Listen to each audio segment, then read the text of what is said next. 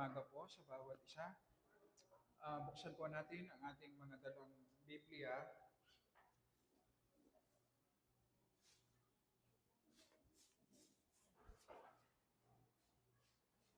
sa Awit, chapter 4. Mukhang nag-e-echo yung sound. Sa Awit, chapter 4.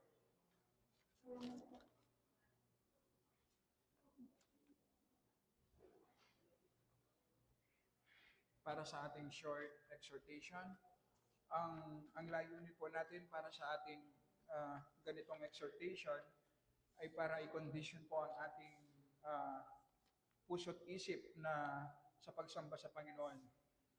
Iniiwasan po natin na nandito tayo na sumasamba tayo pero hindi po naka-align ang ating puso't isip sa salita ng Panginoon. Gusto lang natin gawin ng tama ang ating pagsamba. Sa Awit, chapter 4, basahin po natin. Verse 1, sagutin mo ako kapag tumatawag ako, O Diyos na tagapagtanggol ko. Binigyan mo ako ng silid nang ako'y nasa kagipitan.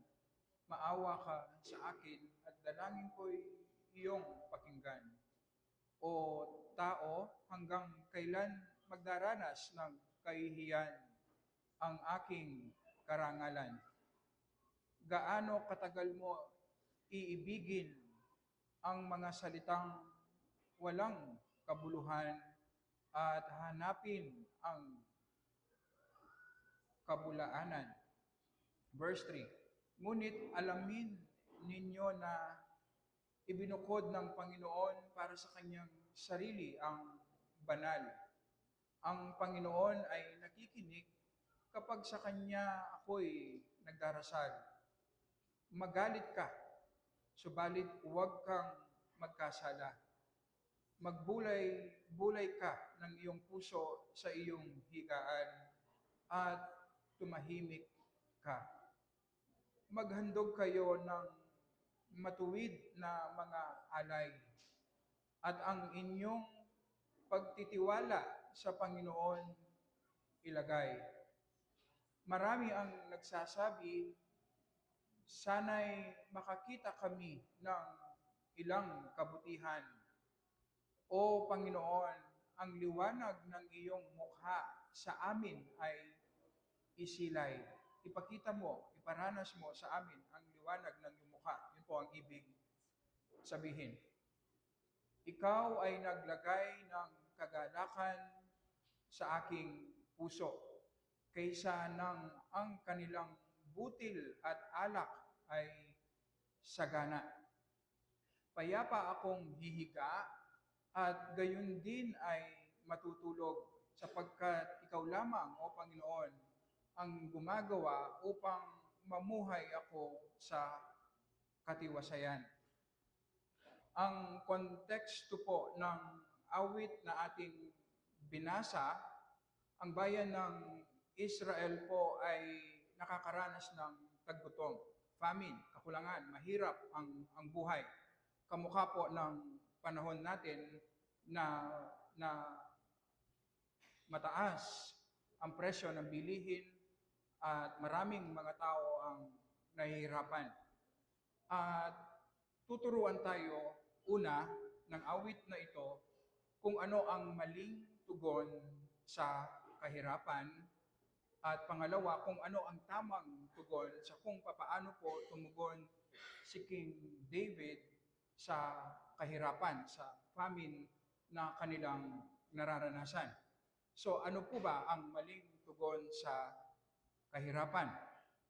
Na makaranas ng kahirapan ang bayan ng Israel sa pamumuno ng mga leaders ng Israel, sila po ay sinasabi sa verse 1, nagalit sa Panginoon, tumalikod sa Panginoon dahil sila po ay nagrereklamo sa kahirapan, sa taggutom na kanilang nararanasan.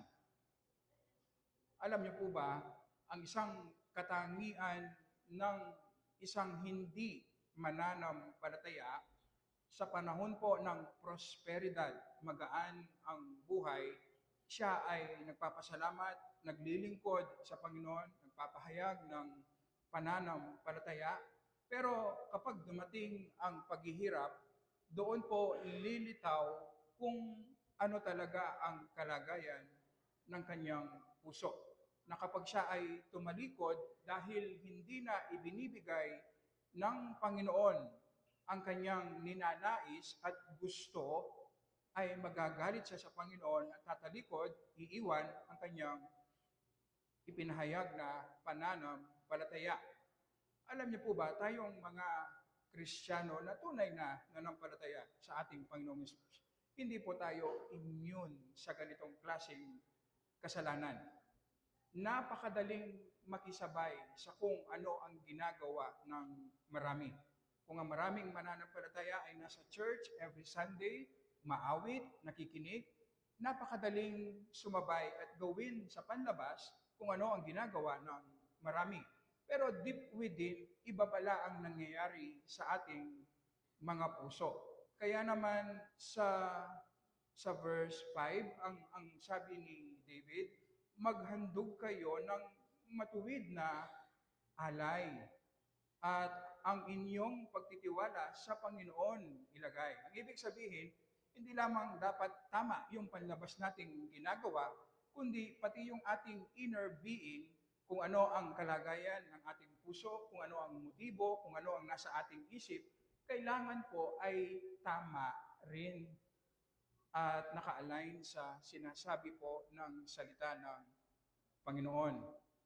Ganito po ka-sinful, kasama ang ating mga puso na tayo po ay lumalapit sa Panginoon, nagpapahayag ng pananampalataya dahil iniisip natin kung ano man yung importante sa atin. Kung ang mahalaga sa atin ay ang ating kalusugan, iniisip natin ibibigay ng Panginoon ang magandang kalusugan sa atin. Kung ang ating sinasamba ay ang ating trabaho, ang ating kayamanan, ang ating comfort, iniisip natin ibibigay ng Panginoon ang mga ito kung tayo ay magpapahayag ng pananampalataya sa Kanya, kung tayo ay maglilingkod sa Kanya. Kung ganito ang estado ng ating puso, ang ibig sabihin, ginagamit lang natin ang Panginoon para makuha natin ang gusto natin sa Kanya. Ginagamit natin pang-bribe, pambayad ang ating paglilingkod para mapasunod natin ang Panginoon at ibigay niya kung ano ang gusto natin. At sa maraming pagkakataon, ganito po ang kalagayan ng mga mananampalataya na hindi nababantayan ang kanilang mga puso dahil walang daily examination ng kanilang mga sarili. Walang daily devotion sa Word of God. At magiging malinaw ang ganitong klaseng laman ng ating puso kapag dumating ang taggutom, ang paghihirap. Lalabas sa ating pagtalikod, sa ating galit, sa ating complaint, ipinapakita natin kung ano ang laman, tunay na laman ng ating puso. Na hindi naman pala tayo tunay na sumasamba at naglilingkod sa Panginoon. Makikita natin ang tamang tugon. Kailangan tayong mag-repent sa ganitong klaseng kasalanan. At mag-umpisa nating bantayan ang ating mga sarili. Hindi lamang sa panlabas natin sinasamba ang Panginoon, kundi nag-uumpisa yan sa ating puso, sa ating inner being. Yan ang target ng ating daily devotion sa Word and prayer. Na ini-examine natin ang ating sarili. Tinitingnan natin ang ating sarili, ang ating mga desires. Kung bakit sobrang saya tayo, ano ang reason? Kung bakit sobrang lungkot tayo, kung bakit natatakot tayo, kailangan nating hukayin ang mga ito sa ating mga puso at makita natin yung mga kasalanan. Maraming kasalanan, idols sa ating mga puso. Doon natin maitatama at i-align ang ating puso sa salita ng Panginoon. At merong sinabi si King David sa sa verse 6 and 7 na napakaganda. Basahin ko po. Marami ang nagsasabi, sana'y makakita kami ng ilang kabutihan. O Panginoon, ang liwanag ng iyong mukha sa amin ay isilay. Ikaw ay naglagay ng kagalakan sa aking puso kaysa nang ang kanilang butil at alak ay sagana. Sinasabi ni King David base sa kanyang reflection na mas masaya siya at satisfied ang kanyang puso kapag nasisilayan niya ang mukha ng Panginoon. Ito yung sinasabi natin na nararanasan natin ang pag-ibig ng ating Panginoong Yesu sa ating mga puso. Na ito ang nagbibigay ng satisfaction, kasiyahan sa ating mga puso. Ang sabi nga, mas masaya ako kapag nasisilayan ko ang iyong mukha kesa sa panahon na sagana sa material na bagay. Na ang sinasabi sa atin, itinatama ang mali nating kaisipan na ang kayamanan, material na bagay, ang magbibigay ng kasiyahan at satisfaction sa atin. Na sinasabi ng writer ng Ecclesiastes, kailanman hindi magiging sapat ang salapi, ang kayamanan, kung sa mga ito natin hinahanap ang kasiyahan natin sa buhay. Yan ang ginagawa ng mga mayayaman. Mayayaman na pero kulang pa rin. Kasi kailanman hindi magiging sapat. Ang sinasabi sa atin, ang tunay na makapagbibigay ng kasiyahan at satisfaction sa ating kaluluwa ay ang Panginoon. Kapag nasisilayan natin ang kanyang mukha, kapag nararanasan natin ang kanyang pag-ibig na ipinakita sa krus ng ating Panginoong Yesus, kapag nagiging kamukha tayo ng ating Panginoong Yesus, kapag nagiging banal tayo, doon nagiging masaya ang ating buhay. Ang sinasabi sa atin, kamukha ng ginawa ni King David na picture ng ating Panginoong Yesus na nakaranas siya ng rejection sa kanyang bayan dahil sa kahirapan na kanilang nararanasan, ganun din ang ating Panginoong Yesus. Siya ay ang Diyos na nagkatawang tao, in-embrace ang limitasyon ng pagiging tao dahil itinago niya ang kanyang glory. Alam niyo po ba, nireject siya ng mga taong kanyang nilalang hanggang sa pinatay siya sa krus. Alam niyo po ba, hindi nagkasala ang ating Panginoong Yesus ni minsan. Sumunod siya perfectly sa mga kautusan ng Diyos. Pero ano ang kanyang reward? Kamatayan sa krus. At hindi nga tinalikuran ang kamatayan sa krus. Alang-alang sa atin upang tayong mga makasalanan ay magkaroon ng buhay na walang hanggan. At kapag nakikita natin ang beauty ng holiness ng ating Panginoong Yesus, na hindi nga tinalikuran ang Panginoon sa kabila ng maraming paghihirap, kahit na ang kanyang magiging reward ay kamatayan, nagpatuloy pa rin siyang sumunod sa kalooban ng Ama para sa ating kaligtasan. Sinasabi sa atin, tayo rin magpapatuloy sa pagsunod sa kalooban ng Ama sa kabila ng maraming paghihirap.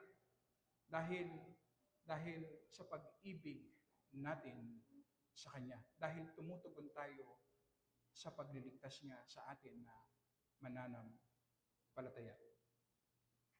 At ito ang nagbibigay ng strength sa ating buhay, pananampalataya, ang ating pagsamba sa Panginoon. Kung ikaw ay nandirito at hindi mananampalataya, sinasabi ng Biblia na meron kang mas malaking problema at pangailangan. Ito ang kaligtasan mula sa iyong mga kasalanan. Walang matuwid, wala ni isa. Ito ang sinasabi ng Biblia. At ang kabayaran ng kasalanan ay ang kamatayan sa impyerno. At hindi mo kayang iligtas ang iyong sarili. Kaya naman sa pag-ibig ng Diyos, nagpadala siya ng kahalili. Ang Panginoong Yesus, Diyos na nagkatawang tao, Siya ang sumunod ng perfect sa mga kautusan na kailanman hindi mo makakayang sundin. At siya rin ang nagbayad ng kasalanan sa krus upang sino mang manampalataya sa Kanya ay magkakaroon ng buhay na walang hanggan. Kapag ikaw ay tunay na nanampalataya, doon mo mag-umpisang maranasan ang kasiyahan at satisfaction na nagmumula sa Panginoon lamang. At mabubuhay ka na merong contentment, kasiyahan na nanggagaling sa Panginoon at paunti ng paunti ang ninanais mo sa mundong ito. Tayo po ay manalangin. Nagpapasalamat kami, Panginoon, na kahit ang kahirapan ng buhay ngayon ay ginagamit mo upang ipakita mo ang tunay na laman ng aming mga puso. Sa panahon ng prosperidad, Panginoon, na walang problema, napakadaling magpahayag ng pagsamba at pagtitiwala sa iyo. Dahil mandaraya ang aming mga puso. Napakadali, Panginoon, na naisin namin at i-worship namin ang mga bagay na nagmumula sa iyo at hindi ikaw, Panginoon. Kaya naman, Panginoon, tulungan mo po kami, bigyan mo po kami ng liwanag. Huwag mong hayaan, Panginoon, na dayain kami ng aming mga pusong makasalanan. Ipakita mo ang kasalanan sa aming mga puso, aming mga idols, Panginoon,